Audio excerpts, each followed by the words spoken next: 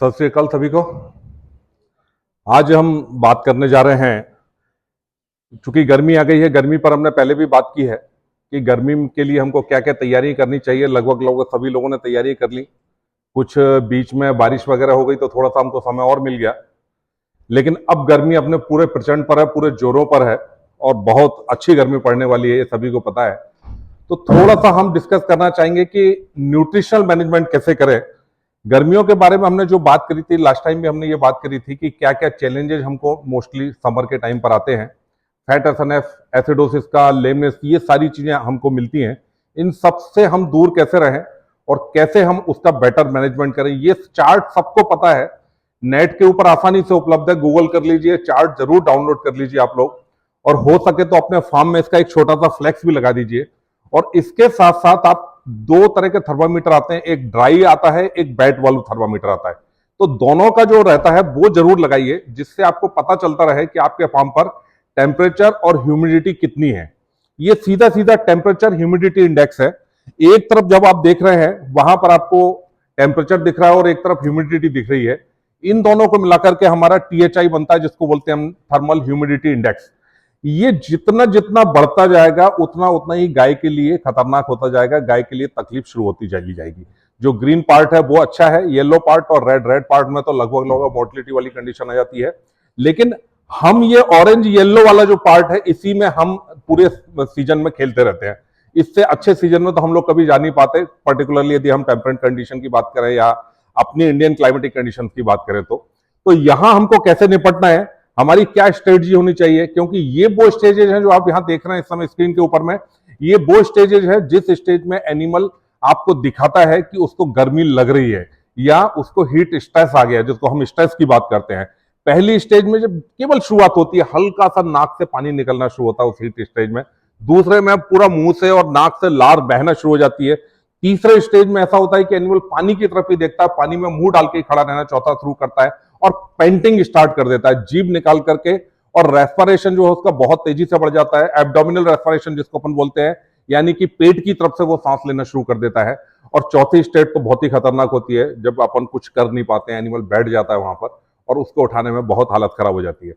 क्या क्या इफेक्ट आते हैं, ये इफेक्ट भी आपको मोटा मोटी लगभग सबको पता है कि जब हम THI कैलकुलेट करते हैं तो क्या इफेक्ट आते हैं। जो मेजर जो इफेक्ट मिलते हैं, जो मॉडरेट में मिलते हैं, जो 80 to 90 के बीच में जब अपना THI रहता है, उस समय सबसे ज्यादा जो सलाइवा प्रोडक्शन बढ़ जाता है, रेस्पिरेशन रेट इंक्रीज हो जाती है, फीड इंटेक बहुत कम हो जाता है, ड्राई मैटर इंटेक एनिमल का बहुत कम हो जाता है और बॉडी टेम्परेचर बढ़ जाता है। इन सब के चलते मिल्क यील्ड के ऊपर असर पड़ता है, दूध बहुत कम हो जाता है और समटाइम्स अबॉर्शन हो जाते हैं। पर्टिकुलरली अर्ली एम्ब्रायोनिक जिसकी हम बात करते हैं, वो इसी कंडीशन में आता है, जब 80 to 90 की कंडीशन में। हमको शुरुआत कूलिंग की शुरुआत कब करनी है, कूलिंग की शुरुआत हमको 70 to 80 के पहले कर देनी है। अब देखिए, जैसे अभी ड्राई हीट है तो आप ये समझिए, जब जब ड्राई हीट रहे, ड्राई हीट मतलब इसीलिए मैं दो थर्मामीटर की बात कर रहा हूं, यदि ह्यूमिडिटी कम है और टेम्परेचर बहुत ज्यादा है, इसको मैनेज करना बहुत आसान है। इसमें आपको कुछ नहीं करना है, एनिमल को भिगोते जाइए, सुखाते जाइए, भिगोते जाइए, सुखाते जाइए, यानी कि इवापोरेटिव कूलिंग जिसको हम बोलते हैं। ये बहुत आसानी से वो एनिमल कूल होता रहेगा, उसकी बॉडी ठंडी होती रहेगी, उसका बॉडी टेम्परेचर कम होता रहेगा। ये तकलीफ नहीं देता। हमको तकलीफ कौन सा देता है, जब ह्यूमिडिटी बढ़ेगी, थोड़ी सी बारिश जब शुरू होती है, जब ह्यूमिडिटी भी बढ़ती है और टेम्परेचर भी हाई रहता है, तब हमारा THI जो होता है, थर्मल ह्यूमिडिटी इंडेक्स, वो 90 के आसपास पहुंच जाता है। वो हमारे लिए तकलीफ। उस समय हमने करना क्या है, उस समय हमने हवा जितनी ज्यादा से ज्यादा दे सकते हो। क्यों? क्योंकि ऑलरेडी नमी है। उस समय में कई फार्मों पर मैं देखता हूं, और कई लोगों ने तो हटा दिए हैं, लेकिन अभी भी कई फार्मों पर मिस्टर लगे हुए हैं, पतले पतले बारीक फॉगर्स लगे हुए हैं जो एकदम मिस्टिंग करते हैं। ये आपकी ह्यूमिडिटी को और बढ़ा रहा है। आप समझिए, ये जो चार्ट, आप इस चार्ट के माध्यम से समझने की कोशिश करिए कि यदि हम टेम्परेचर के साथ, टेम्परेचर तो जो है वो ऊपर वाले ने दे दिया, उसको हम कम नहीं कर पा रहे, लेकिन उसके साथ साथ यदि हम ह्यूमिडिटी को ऐड करते जाएंगे तो हमारी स्थिति कितनी बुरी होती जा रही है, क्योंकि THI बढ़ता जा रहा है। तो जो छोटे मिक्सचर लगते हैं, जो छोटे फॉगर्स लगते हैं, वो आपकी ह्यूमिडिटी को, पर्टिकुलरली उन दिनों में जिन दिनों में ह्यूमिडिटी ऑलरेडी बाहर ज्यादा है, वो आपकी ह्यूमिडिटी को बढ़ाते रहते हैं, जिससे THI बढ़ता है और एनिमल सफर करता है। तो वहां पर हमको उस ह्यूमिडिटी को कम करना है। ह्यूमिडिटी को कम कैसे होगा, सीधी सी बात है, जितना आप एयर ब्लो करेंगे, एयर जितनी बाहर निकालते जाएंगे, हवा फेंकते जाएंगे, उतनी उतनी ह्यूमिडिटी आपकी कम होती जाएगी और वहां आप इन चीजों से बचते जाएंगे। हीट स्ट्रेस के साइन क्या है ये आपको पता है। सबसे पहले जो एनिमल है, एक तो जो मुंह से नाक से लार गिराना शुरू करेगा, बॉडी टेम्परेचर बढ़ना शुरू होगा, उसका पेंटिंग करना शुरू कर देगा, एक्टिविटी कम हो जाएगी। मोस्टली एनिमल देखेंगे आप, पानी की जो ट्रफ बना रहता है, वाटर ट्रफ रहता है, वहां उसके आसपास एनिमल खड़ा होना पसंद करेंगे। भले ही पानी ना पिए, लेकिन उसके आसपास ही आपको सबसे ज्यादा भीड़ उस समय मिलेगी। ये सबसे बड़ी निशानी है आपके हीट स्ट्रेस की। उसके बाद में फीड इनटेक कम हो जाएगा और मिल्क प्रोडक्शन ड्रॉप हो जाएगा। लगभग 20% के आसपास तक मिल्क प्रोडक्शन आपका ड्रॉप हो जाता है। डीएमआई के ऊपर इफेक्ट देखेंगे यदि आप, ड्राई मैटर इनटेक जिसको बोलते हैं, ये ऑलरेडी स्टडीड है, ऑलरेडी रिसर्च है कि ड्राई मैटर इनटेक जैसे जैसे टीएचआई बढ़ता है वैसे वैसे जाकर के कैसे ड्राई मैटर इनटेक कम हो जाता है। यदि आप 75 से 80 पर पहुंचेंगे तो देखिए ड्राई मैटर इनटेक 25 किलो, यदि 22 या 23 किलो ड्राई मैटर खा रही थी, वो 17-18 किलो के ड्राई मैटर पर रह जाएगा एनिमल। अब ड्राई मैटर जब कम खाएगी कम तो डेफिनेटली देगी भी कम, सीधी सी बात है ये। अब क्यों हो जाता है इसको, मिल्क प्रोडक्शन के ऊपर में क्यों इफेक्ट आ जाता है? जब ड्राई मैटर इनटेक कम है, मतलब टोटल एनर्जी जो उसको चाहिए थी प्रोडक्शन के लिए, वो एनर्जी उसको टोटल एनर्जी कम मिली। दूसरा, वो अपनी बॉडी से उस एनर्जी को भी निकालने की कोशिश कर रही है, जो उसको एक्स्ट्रा एनर्जी जो बाहर से जो मिल रही थी, जो हीट मिल रही थी, तो हीट को मेंटेन करने के लिए भी वो अपने बॉडी के एफर्ट्स लगा रही है, उसमें भी एनर्जी लगा रही है। तो इसके कारण क्या है, उसको जो टोटल एनर्जी चाहिए थी वो एनर्जी उसको कम मिली। क्या करना है मैं आगे बताऊंगा उस एनर्जी को मेंटेन करने के लिए। साथ ही साथ सबसे बड़ा जो इफेक्ट आता है वो होता है रिप्रोडक्शन के ऊपर में। देखिए 90% के आसपास में इस समय सभी के एनिमल प्रेग्नेंट हो चुके हैं। लगभग मैं पूरे पंजाब में घूमता हूं, मुझे पता है लगभग 85 to 90% के आसपास प्रेगनेंसी आ गई है। जिनके पास नहीं आई है या जो बच गए हैं 10%, उनके लिए अब चैलेंज का टाइम शुरू हो गया है, ऑलरेडी हो चुका है। अप्रैल तक ठीक था, अब मई से तो वो चैलेंज चालू हो गया है। वहां पर प्रॉब्लम क्या होगा, एक तो आपकी ईस्ट्रस की लेंथ कम हो जाएगी, मतलब हीट जो एनिमल शो करता था उसकी लेंथ कम हो जाएगी। मैंने पिछली बार भी बताया था, एक बार फिर मैं आपको बताता हूं कि जो हम सर्दियों के टाइम में या सही समय पर जो हम एआई करते थे, जो सुबह एनिमल हीट में आया था शाम को एआई करते थे लगभग 12 घंटे के इंटरवल पर, लेकिन अभी ईस्ट्रस की लेंथ कम हो गई है। ईस्ट्रस जो है उसका पीरियड जो है वो 8 घंटे का रह गया है। तो अब आप जो एआई करना है वो आपको थोड़ा सा अर्ली करना पड़ेगा, 8 से 10 घंटे पे करना पड़ेगा। ये बड़ा प्रैक्टिकल अप्रोच है, एकदम सिंपल। आप जो 12 घंटे या 14 घंटे या 16 घंटे पर एआई कर रहे थे, आप उसका समय रिड्यूस कर दीजिए समर में और उसको थोड़ा सा जल्दी ले आइए आप। अब इसमें होगा क्या, लगभग दूसरी जो एक और चीज होती है वो क्या हो जाता है, ओवेरियन फॉलिकल्स जो होती है जिससे अंडा निकलना है, उनका भी साइज कम हो जाता है। आप वहां देखेंगे, यदि आप वेटरिनियन से चेक कराएंगे या अल्ट्रासाउंड हम लोग करते हैं, हम देखते हैं उसमें, तो उसमें जो फॉलिकल का हमको जो साइज मिलना चाहिए वो साइज काफी रिड्यूस मिलता है इन दिनों में। अब फॉलिकल का साइज रिड्यूस मिलेगा तो डेफिनेटली वहां सबसे ज्यादा एनोवुलेटरी फॉलिकल्स मिलेंगे, यानी कि जो अंडा नहीं निकालेंगे। तो ये भी एक समस्या आ जाती है। उसके लिए कुछ हम हार्मोन्स देते हैं, या जब सिंक्रोनाइज करते हैं हम, तो डेफिनेटली जब टाइम डीआई करते हैं, सिंक्रोनाइजेशन करते हैं, तो इसीलिए करते हैं कि उस समय पर हमको अंडा मिल जाए। और अर्ली एम्ब्रियोनिक डेथ के केसेस यहां मिलेंगे, मतलब आपने 30 दिन पर, 25 दिन, 28 दिन पर यदि आपने पीडी कराई है, चाहे ब्लड के माध्यम से या अल्ट्रासाउंड के माध्यम से, आप उसको देखेंगे कि पता चला 1 महीने 1.5 महीने के बाद में एनिमल जो है फिर से हीट में आ गया। आप बोलेंगे डॉक्टर गलत पीडी करके गया था। डॉक्टर ने सही पीडी करी थी, लैब वाला गलत किया, लैब वाले ने भी सही पीडी करी थी आपके उससे, लेकिन अर्ली एम्ब्रियोनिक हो गई। इसीलिए मैं हमेशा बोलता हूं, हर फार्मर को बोलता हूं कि आप हमेशा 3 बार पीडी जरूर कराएं। एक अर्ली पीडी जो आप कराते हैं 35 डेज में, वो कराएं। उसका तीसरे महीने पर पीडी जरूर कराएं, जिससे आपको पता चल जाए कि एनिमल मेरा, हो सकता है हीट स्ट्रेस के कारण एनिमल हीट के शाइन ही सो ना करे, दिखाई नहीं हीट में, लेकिन वो खाली रहे। तो आप तीसरे महीने पर जरूर कराएं, जिससे आपको पता चल जाए कि मेरे एनिमल में अर्ली एम्ब्रियोनिक नहीं हुआ था, बच्चा अभी भी सुरक्षित है। और एक पीडी जरूर कराएं, वो कराएं आप जब ड्राइंग ऑफ होने वाला है एनिमल, उस समय पीडी कराने का तात्पर्य ये होता है कि यदि मान लीजिए जैसे कुछ केसेस होते हैं लगभग 1 से 2% के आसपास पर, जिसको हम बोलते हैं फीटल ममीफिकेशन और फीटल मैथरेशन। फीटल ममीफिकेशन आप लोग आसानी से समझ सकते हैं, बच्चा सूखना, बच्चा सूख गया अंदर। अब आपने उसको यदि मान लीजिए ड्राई कर दिया, जो एनिमल दूध दे रहा था उसको ड्राई कर दिया और काबिंग उसकी होनी नहीं है, बच्चा सूख चुका है, तो आपको क्या होगा, नुकसान ही नुकसान होगा। लेकिन आपने उस समय ड्राई करने के पहले उसको चेक कर लिया, तो आपको पता चल जाएगा इसमें बच्चा सूख चुका है। आप दूध लेते रहेंगे उससे और साथ ही साथ उस सूखे हुए बच्चे को अवॉइड करा देंगे और अगली तैयारी शुरू कर देंगे उसकी। दूसरा होता है फीटल मैसेरेशन, जहां क्या होता है, मैसेरेशन मतलब पूरी तरीके से गल जाता है बच्चा अंदर ही अंदर में, तो वो भी आपको उस समय पता चलेगा जब बच्चा आपका गल चुका है। नॉर्मली ये 3 से 4 महीने के आसपास का जो बच्चा होता है उसमें सबसे ज्यादा होते हैं ये चीजें, तो वो भी आपको पता चल जाएगा, जिससे आप नुकसान से बचे रहेंगे। तो ये 2-3 चीजें आपको ध्यान रखना जरूरी है।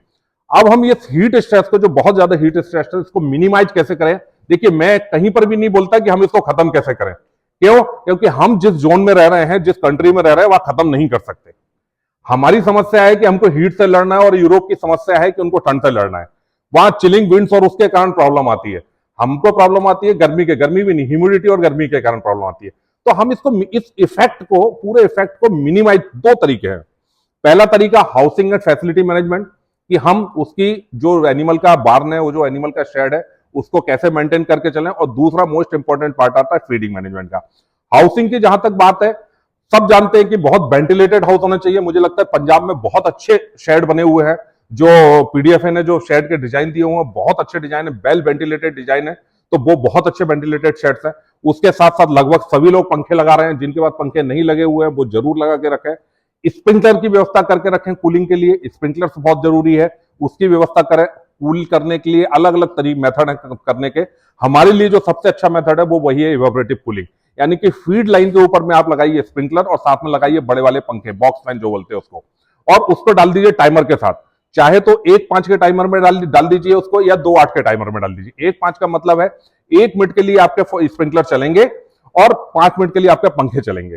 देखिए इसमें मोस्ट ऑफ द फार्म पर 90% बल्कि 99% फार्म पर है क्या, पंखे हमेशा चलते रहते हैं और स्प्रिंकलर बंद और चालू होते रहते हैं। ये थोड़ा सा गलत सिस्टम है। इवापोरेटिव कूलिंग सिस्टम दुनिया की सबसे बड़ी कंपनी है, इकोकूल करके कंपनी है। वो कंपनी काऊ के लिए स्पेशली ये कूलिंग सिस्टम बनाती है। वो आपके फार्म पर आकर के सारा सेटअप करके जाती है। बहुत कॉस्टली है, इसलिए हम उसको रिकमेंड नहीं करते, लेकिन वो साइंटिफिक बेसिस पे करती है। उन्हीं का सिस्टम को हमको अडॉप्ट करना है और अपने तरीके से मॉडिफाई करना है। भगवान की दया से पंजाब के लोग मॉडिफाई करने में बहुत माहिर है, इजीली बहुत आसानी से सारी चीजें हम बना लेते हैं। आपने करना क्या है, सिंपल सा करना है कि जब स्प्रिंकलर चल रहे हैं तब पंखे हमारे बंद हो। मतलब आपको टाइमर दोनों पे लगाना है, पंखे के ऊपर भी लगाना है, उसके ऊपर भी। वो इसलिए कि सोकिंग चाहिए। यदि पानी गिर रहा है और साथ में हवा आ रही है तो वो सोकिंग नहीं होगी। एनिमल की बॉडी जो रहती है उसके ऊपर जो जिस तरीके के बाल रहते हैं, जिस तरीके की हेयर ग्रोथ एनिमल के ऊपर रहती है, वो सोक नहीं कर पाता। वो क्या करता है, वो ऊपर एक लेयर बना लेता है। जब आप हवा के साथ उसको करते हो या मिस्ट चलाते हो या फॉगर चलाते हो, पतले फॉगर, तो वो एक लेयर बना लेता है। और वो लेयर क्या काम करती है, वो लेयर एक इंसुलेशन का काम करती है। मतलब बॉडी की हीट को जो हमको बाहर निकालना है, वो हीट बाहर नहीं निकलेगी, वो हीट वहीं की वहीं रह जाएगी। तो हमको क्या करना है, उसको सोकिंग करना है, मतलब उसको गीला करना है। जैसे कपड़े को भिगोते हैं वैसे एनिमल को भिगो देना है पूरा। 1 मिनट के अंदर अंदर एनिमल भीग जाता है। जो हमारे स्प्रिंकलर है, ब्रास वाले जो स्प्रिंकलर आप लोग यूज करते हैं उससे, और उसके बाद में चला देना पंखा उसको बंद करके। तो जो भीगा हुआ था अब उसको सुखा देना है। इवापोरेटिव कूलिंग का मतलब क्या था, इवापोरेशन मतलब पानी को उड़ाना। यहां हम वही कर रहे हैं। जब हम पानी को उड़ाते हैं, जैसे आप यदि नहा करके पंखे के सामने आ जाओ तो आपको एकदम ठंड लगने लगती है, सेम इफेक्ट हम यहां पर एनिमल के साथ ला रहे हैं। तो that is the best way of cooling. और वो कूलिंग कहां होनी चाहिए, वो कूलिंग होनी चाहिए आपकी फीड एरिया में। क्यों होनी चाहिए फीड एरिया पर, कि पहली चीज तो ये कि जब एनिमल फीड इंटेक करता है तो उस समय उसकी बॉडी से ऑटोमेटिकली हीट जनरेट होती है। इसको आप सभी ने फील किया होगा कि अभी आप थोड़ी देर बाद में बाहर जाकर के अभी लंच करेंगे तो आपको पता चलेगा आपके सबके माथे से पसीना टपकेगा। क्यों, क्योंकि आपकी बॉडी भी हीट जनरेट कर रही है जब उसको फीड ले रहे हैं आप। सेम स्थिति एनिमल के साथ होती है। जब एनिमल फीड खाता है तो वो हीट उसकी जनरेट होती है। जब आप उस जगह पर उसको कूलिंग करेंगे तो पहला तो फायदा ये होगा कि जो हीट एक्स्ट्रा हीट जनरेट हो रही है उसको आप कम करेंगे, जिससे उसका इफेक्ट कम होगा। और दूसरा फायदा क्या होगा, जब एनिमल को अच्छा लगेगा कूलिंग के लिए, जब एनिमल आएगा तो वो कुछ ना कुछ फीड खाएगा। जो हमने पहले बात करी कि ड्राई मैटर इंटेक कम हो जाता है, तो वो ड्राई मैटर इंटेक ऑटोमेटिकली बढ़ जाएगा। इसलिए फीड लाइन के ऊपर कूलिंग करना सबसे जरूरी है। एयर फ्लो को मेंटेन करना, 8 से 10 किलोमीटर पर आवर की स्पीड से हवा चलनी चाहिए फीड लाइन के ऊपर में, जो हम बॉक्स फैन लगाते हैं। तो देखिए बॉक्स फैन आज की डेट में ना कई कंपनियों के बहुत सारे बॉक्स फैन मिल रहे हैं, हर कोई एक बॉक्स फैन बना दे रहा है। लेकिन हमारी डेयरी के लिए, हमारे एनिमल के लिए क्या इफेक्टिव है ये आपको देखना है। और ये आप कैसे देख सकते हैं, ये सिर्फ आप देख सकते हैं एयर फ्लो। एयर फ्लो नापने के लिए मीटर आता है जिसको हम एनीमोमीटर बोलते हैं। उस एनीमोमीटर को आप जगह पर लगा करके देखेंगे तो आपको पता चलेगा कि किस स्पीड से हवा चल रही है। तो वहां पर हमको हवा क्या चाहिए, 8 से 10 किलोमीटर पर आवर की स्पीड से हमको चाहिए, क्योंकि हम उसको बोलते हैं फोर्स्ड वेंटिलेशन, तेजी के साथ हवा। और जो हमारे रेस्टिंग एरिया है, जहां हमको फोर्स्ड वेंटिलेशन नहीं चाहिए। क्यों नहीं चाहिए, अब आप खुद के ऊपर फील करके देखो। यदि आप बैठे हो, आप सोना चाह रहे हो और आपके मुंह पर यदि पंखा चला दिया जाए, आपके मुंह पर कूलर चला दिया जाए, तो आपको अच्छा नहीं लगेगा, क्योंकि सारी हवा आपको, वहां चाहिए स्लो एयर, केवल एयर का डिस्प्लेसमेंट। तो उस जगह के लिए, रेस्टिंग स्पेस के लिए जो वर्ल्ड वाइड यूज हो रहे हैं, वो इस टाइप के फैन यूज हो रहे हैं, जिनको हम HVLS फैन बोलते हैं, हाई वेलोसिटी और लो स्पीड। ये फैन सभी जगह यूज हो रहे हैं। ये फैन रेस्टिंग स्पेस के लिए। अब हम बात करेंगे न्यूट्रिशन से। हम इसको देखिए, एक तो हाउसिंग वाली बात हो गई कि हम हाउसिंग से कैसे हीट स्ट्रेस को कम कर सकते हैं, और दूसरा इंपॉर्टेंट पॉइंट हो गया, वो आ गया आपका न्यूट्रिशन। अब न्यूट्रिशन में दो चीज आप देखिए, बड़ा सिंपल सा लॉजिक मैंने यहां लिखा हुआ है यदि आपकी गाय जो है वो पीक पर प्रॉपर नहीं पहुंच रही है, ये सर्दी हो, गर्मी हो, ठंडी हो, बरसात हो, सभी के लिए है, यदि वो प्रॉपर पीक पर नहीं दे रही है, आप बोल रहे हैं यार पिछले साल तो ये गाय ने 50 लीटर दिया था, इस बार 40 से ऊपर नहीं बढ़ पा रही है, आप इमीडिएटली अपने फीड का, साइलेज का, टीएमआर का प्रोटीन चेक कराइए, वहां प्रोटीन का दिक्कत है। अब यदि गाय पीक तो दे रही है, 50 लीटर तक पहुंची तो थी, लेकिन ड्रॉप हो गया, मतलब परसिस्टेंट नहीं, मतलब मेंटेन नहीं कर पा रही, इसका अर्थ है कि वहां कहीं ना कहीं एनर्जी की कमी आ रही है। और ये दो ही चीजें बहुत इंपॉर्टेंट है, प्रोटीन और एनर्जी, और प्रोटीन और एनर्जी का बैलेंस होना भी जरूरी है। इसीलिए हम बोलते हैं बैलेंस राशन। बैलेंस राशन का अर्थ है सारी चीजें सही मात्रा में, उतनी मात्रा में जितनी उस गाय को आवश्यकता है। तो ये दो चीजें आपको चेक करना है उस हिसाब से। ये देखिए यहाँ एक छोटा सा फोटोग्राफ दिख रहा है, इसमें आप देखिए कि जब हम रफेज और ग्रेन कॉन्सेंट्रेट खिलाते हैं अलग अलग, कई जगह पे अभी भी ये प्रैक्टिस है, पंजाब में तो खासकर नहीं है, लेकिन पंजाब के बाहर ये प्रैक्टिस है कि ग्रेन्स को अलग खिलाते हैं, कॉन्सेंट्रेट को अलग खिलाते हैं और रफेज को यानी फॉडर को अलग खिलाते हैं। देखिए दोनों का सलाइवा प्रोडक्शन अलग अलग होता है। जब हम रफेज को खिलाते हैं तो लगभग 150 लीटर के आसपास में उस एनिमल का सलाइवा बनता है, और जब हम ग्रेन्स और कॉन्सेंट्रेट को खिलाते हैं तो सलाइवा प्रोडक्शन कम होता है। यानी सलाइवा के अंदर क्या है, बाइकार्बोनेट से सलाइवा क्या कर रहा है, उसकी बफरिंग कर रहा है, तो वहां पर बफरिंग में डिफरेंसेस मिलेगा। इसीलिए टीएमआर अच्छे से मिक्स होना चाहिए। जिन लोगों के पास टीएमआर नहीं है, जो मैनुअली मिक्स करते हैं, उनको भी ये ध्यान देना चाहिए कि जो मेरा मैनुअल मिक्स हो रहा है वो प्रॉपर मिक्स हो रहा है या नहीं हो रहा। प्रितपाल ने बताया था साइलेज साइज के बारे में, कटिंग चॉप साइज के बारे में। यदि मिक्सिंग यदि आपको प्रॉपर चाहिए तो सबसे पहली चीज यही है कि आपकी कटिंग लेंथ जो है वो प्रॉपर होना चाहिए। कटिंग लेंथ प्रॉपर नहीं होगी तो तकलीफ आएगी। जैसे टीएमआर मैनेजमेंट की हम बात करें, जिन लोगों के पास में टीएमआर है, जो टीएमआर से यूज करते हैं, देखिए गर्मी के समय में हम कोशिश करें कि जितनी ज्यादा से ज्यादा हम फीडिंग एनिमल को दे सके। कई फार्मों पे ऐसा होता है कि सुबह डाल दिए, शाम तक फीड वही चलेगा, दूसरे दिन फिर अर्ली मॉर्निंग। कोशिश करिए गर्मी में एटलीस्ट 2 बार, सुबह शाम तो डालें ही डालें, एक बार में काम ना करें, 2 बार टीएमआर जरूर डालें। और नहीं डाल पा रहे हैं तो आप बीच में रख दें, पुशिंग, नंबर ऑफ पुशिंग्स बढ़ा दें उसकी। जितनी ज्यादा पुशिंग बढ़ाएंगे, पुशिंग का भी एक तरीका आपको प्रैक्टिकल अप्रोच बताता हूं पुशिंग की। नॉर्मली हम लोग पुशिंग करते हैं तो क्या करते हैं, पुशिंग का अर्थ करते हैं हम कि उसको केवल एनिमल के पास तक धकेलते हैं। आप देखिए इस समय में आप सभी अपने फार्म पर जाएंगे और देखेंगे एक बार कि जो फीड पड़ा हुआ है उसकी ऊपर की लेयर सूख चुकी है। जब नीचे आप हाथ डालेंगे तो गीला है, मॉइस्चर है। टीएमआर के अंदर में लगभग 50% मॉइस्चर होना चाहिए। जब ऊपर की सूखी लेयर है, एनिमल वो सूखी लेयर खाने आएगा, उसके बाद में चला जाएगा, नहीं खाएगा वो। आपने करना क्या है, जब वो पुशिंग कर रहा है आप ऐसा कोशिश करिए कि जो जाली वाला, जो पंजा वाला जो हमारा वो रहता है वो बना लें आप। और जो पुशिंग कर रहे हैं, पुशिंग का अर्थ है कि उसको नीचे से उसको मिक्स हो जाए, मतलब अल्टी पल्टी हो जाए वो, मतलब जो पूरा ऊपर की सूखी लेयर है वो हट जाए और नीचे की गीली लेयर आ जाए। तो जब भी लड़का आपका पुशिंग करने के लिए जाए, जब भी कोई आपका लेबर पुशिंग करने के लिए जाए, तो उसको ये सिखाएं कि भैया इसको पुशिंग का मतलब ये है कि इसको पलटी भी करना है।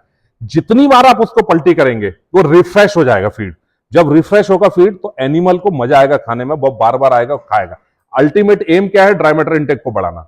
सिर्फ एक ही एम है हमारे पास में, हम ये सारी कवायद ड्राई मैटर इंटेक को बढ़ाने के लिए कर रहे हैं। पार्टिकल साइज की जो बात करी थी, यदि पार्टिकल साइज बड़ा है तो एनिमल क्या करेगा, एनिमल चुन चुन के खाना शुरू कर देगा। आपने कई जगह देखा होगा जैसे फीड पड़ा हुआ है और वहां गड्ढे बन गए बड़े बड़े। जब वो बड़े बड़े गड्ढे बन रहे हैं, इसका मतलब है कि एनिमल जो है वो चुन चुन करके खा रहा है, सेपरेशन कर रहा है। जब सेपरेशन कर रहा है तो सबसे पहले हमको पार्टिकल साइज ही चेक करना चाहिए। अभी साइलेज का समय है, साइलेज आप लोग सब बनाने जा रहे हैं, तो इस बात का बहुत ज्यादा ध्यान रखें कि पार्टिकल साइज जो है वो एकदम बढ़िया होना चाहिए। प्रितपाल ने एक बहुत बढ़िया बात करी थी, आप लोगों ने सुना होगा कि नॉर्मली क्या होता है, ये हमने भी महसूस करी है कि जो प्रोफेशनल कटर वाले हैं, जो कटिंग करने के लिए आपके फार्म पर आते हैं, आपके खेतों पर आते हैं मक्के की कटिंग करने के लिए, वो अपना समय, अपना डीजल बचाने के लिए कॉर्न क्रशर का यूज नहीं करते। वो क्या करते हैं, वो आपकी चॉप लेंथ को कम कर देते हैं। तो आपने चॉप लेंथ को कम नहीं कराना है, आपको कॉर्न क्रशर का यूज कराना है। कॉर्न क्रशिंग होना क्यों आवश्यक है, क्योंकि जो मक्की के ऊपर की एक लेयर बनी होती है, पतली जो झिल्ली रहती है, वो झिल्ली